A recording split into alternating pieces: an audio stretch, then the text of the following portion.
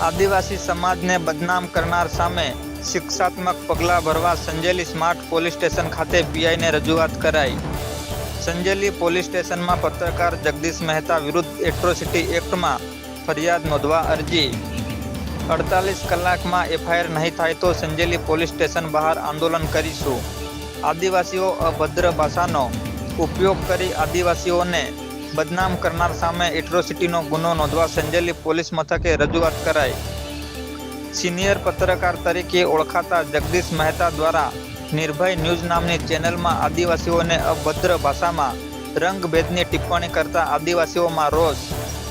ભૂતકાળમાં પણ જગદીશ મહેતા દ્વારા દલિત સમાજ વિશે બેફામ વાણી વિલાસ કરી અને માફી માંગી હતી, પરંતુ હવે ના ચાલે। અવારનવાર સમાજને બદનામ કરનારને એટ્રોસિટીની ફરિયાદ દાખલ કરવા આદિવાસીઓ દ્વારા રજૂઆત।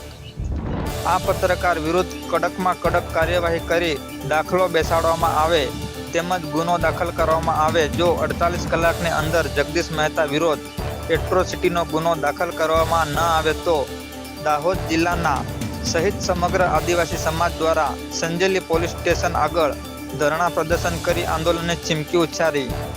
નિર્ભય ન્યૂઝની લાઈવ ડિબેટની અંદર સિનિયર પત્રકાર જગદીશ મહેતા દ્વારા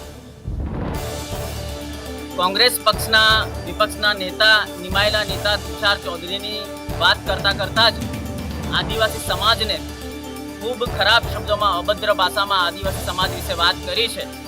તો આજે સંજેલી પોલીસ સ્ટેશન ખાતે અમે આ પત્રકાર જગદીશ મહેતા વિરુદ્ધ એટ્રોસિટી એક્ટમાં ગુનો દાખલ કરવામાં આવે તેવી અરજી આજે પોલીસ ઇન્સ્પેક્ટર સાહેબને આપી છે અને તાત્કાલિક ધોરણે આ પત્રકાર જગદીશ મહેતા વિરુદ્ધ પોલીસ ફરિયાદ દાખલ કરવામાં આવે એવી રજૂઆત કરી છે।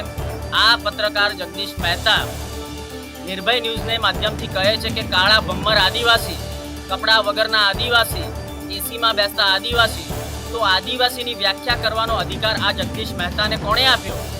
શું આદિવાસીના જનપ્રતિનિધિઓ આજે સારી સક્ષમ થયા છે તો એમનાથી એમને શું દુઃખ થાય છે?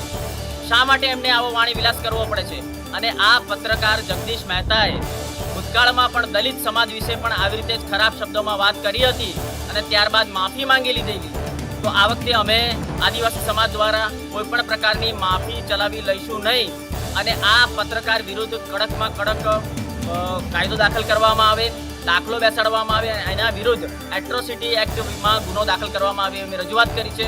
જો દિન 2 એટલે કે 48 કલાકની અંદર આ પત્રકાર જગદીશ મહેતા વિરુદ્ધ ગુનો દાખલ કરવામાં નહીં આવે તો સમગ્ર દાહોદ જિલ્લાના આદિવાસી સમાજ એકત્ર થઈ અને અમે સંજેલી પોલીસ સ્ટેશનની બહાર ધરણા પ્રદર્શન।